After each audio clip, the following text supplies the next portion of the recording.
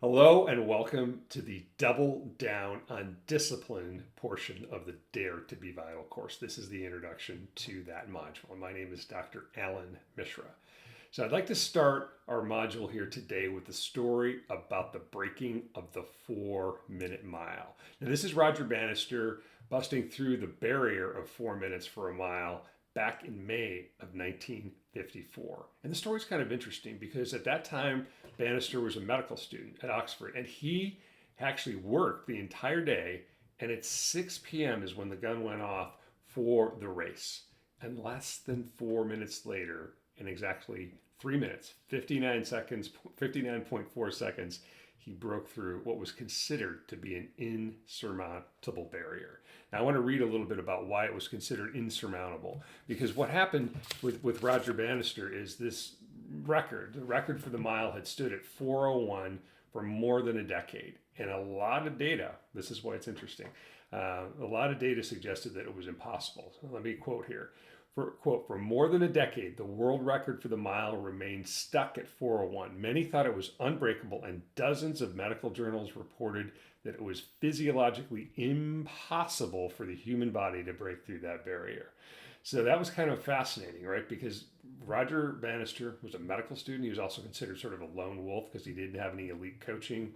He had his own sort of way of trying to go about breaking this barrier. He had a couple buddies who were track mates of his who helped train with, but nothing special. And again, a pretty difficult graduate level education going on at the same time.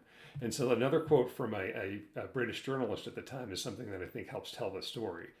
Quote, "For years, milers had been striving against the clock, but the elusive 4 minutes had always beaten them. It had become much more of a psychological barrier than a physical one.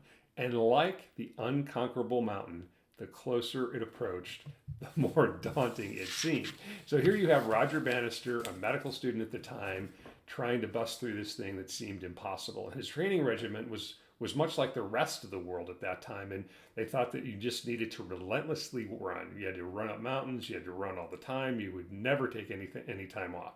And Bannister's training regimen consisted of trying to do 10 repeats around the quarter-mile track at Oxford with 2 minutes of rest in between. That's obviously pretty difficult, right? But the best he could do was 61 seconds. Now, obviously, if you multiply 61 times 4, you get 404, which is nowhere near the world record at that time of 4:01, much less 4 minutes. So maybe it was an insurmountable barrier. And then something happened. Bannister got really frustrated. He got beyond frustrated, and he did something that was considered heresy. He actually took 3 days off, okay? And then he went back to the track.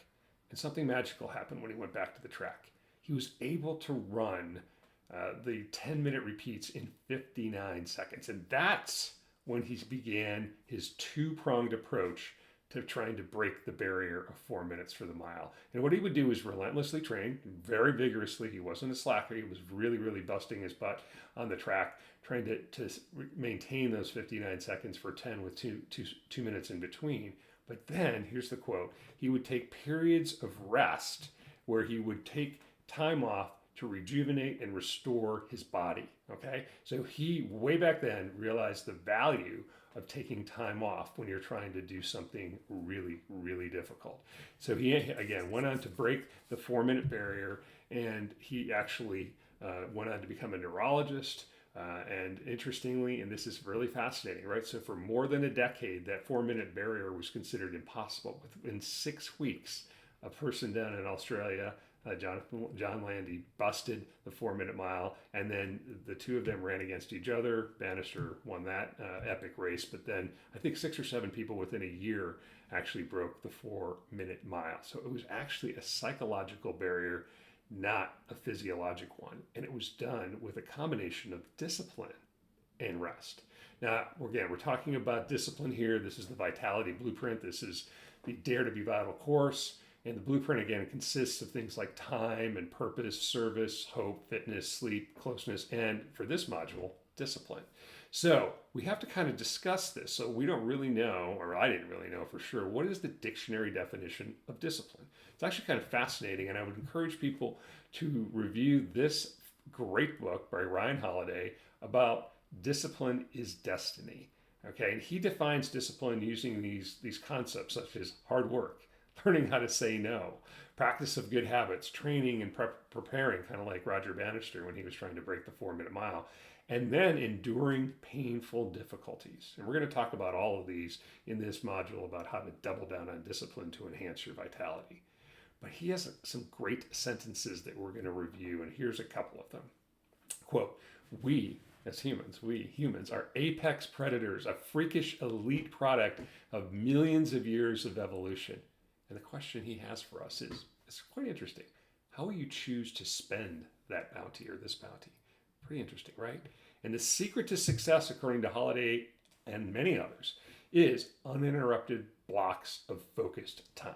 So we talked about time in the previous module, about how to think with time in mind and other things, but this module is about how to double down on discipline. And this concludes the introductory portion of the Double Down on Discipline module of the Dare to Be Vital course. Thank you for listening.